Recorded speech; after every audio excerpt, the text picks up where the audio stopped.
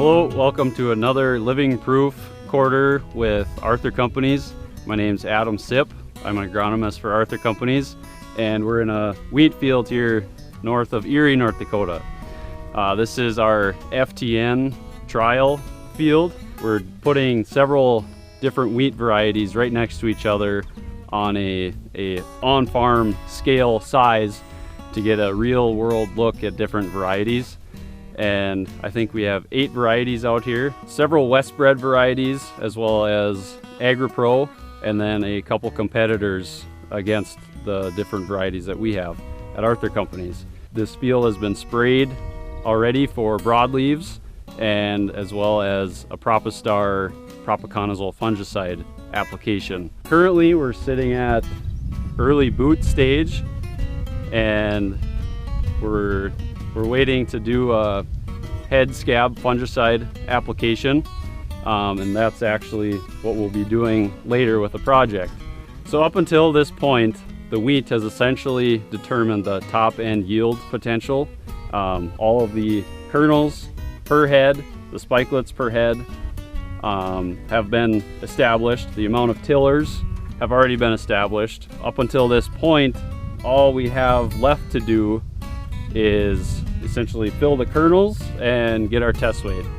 Tan spot has been prevalent in no-till situations and some other western areas, but we can manage tan spot quite well with post-emerge application of fungicide. There has been some leaf rust and stripe rust in South Dakota, which is something that we are going to have to be vigilant in scouting for and staying on top of.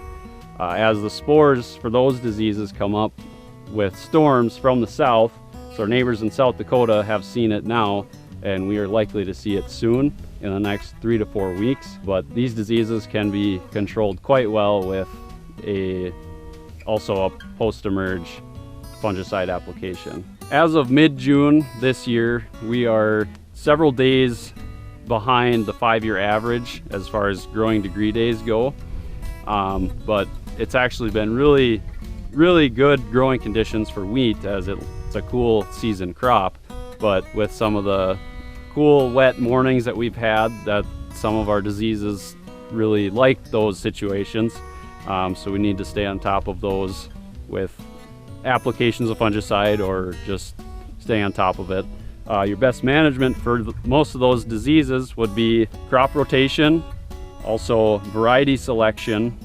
Some varieties are more susceptible or more resistant to certain diseases, as well as a fungicide application. So from now on into the future here, some possible applications would be an additional nitrogen application. If you feel your wheat variety is historically a low protein variety, or you maybe shorted the nitrogen up front, or possibly you were in a very high yield situation and you feel you didn't adequately fertilize.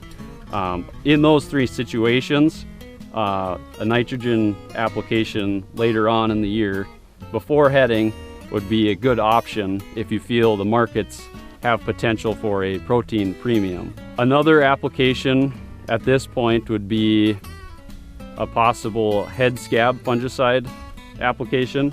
That's actually what I'll be testing in this field, comparing each variety's response to different timings of Miravis Ace and a new formulation of Fusarium, which has a 3rd active ingredient. My plan is to apply both of these fungicides at 50% head, and then leave several check strips, and then later apply both fungicides at the optimal timing.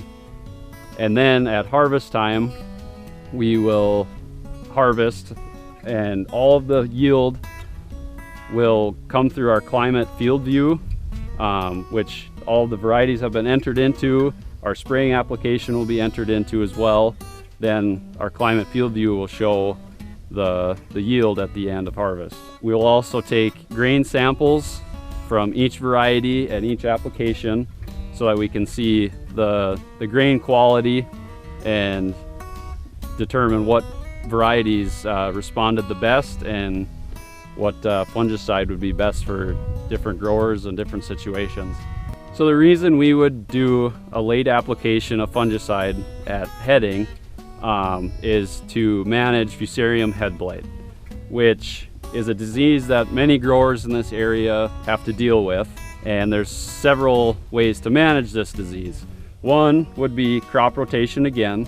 So we do not recommend planting wheat following corn because corn is also a host for Fusarium Head Blight, and the wheat will be overrun with it the following year. So that's crop rotation is one management practice. Also, again, your variety selection. Some are more or less susceptible to it. And then third would be an application of fungicide. So we've seen excellent response and control with, say, a Fusarium application or other fungicides at that time, but the timing is crucial.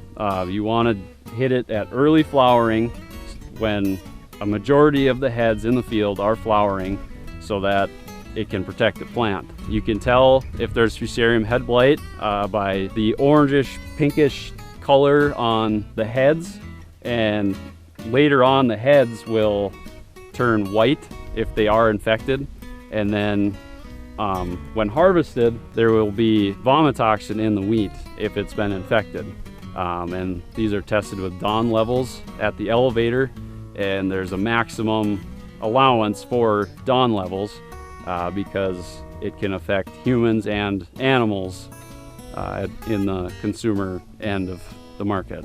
So that wraps up this week's Living Proof. If you have any questions about this trial or any others, get in contact with your ACI agronomist and check out our socials for any other updates or videos.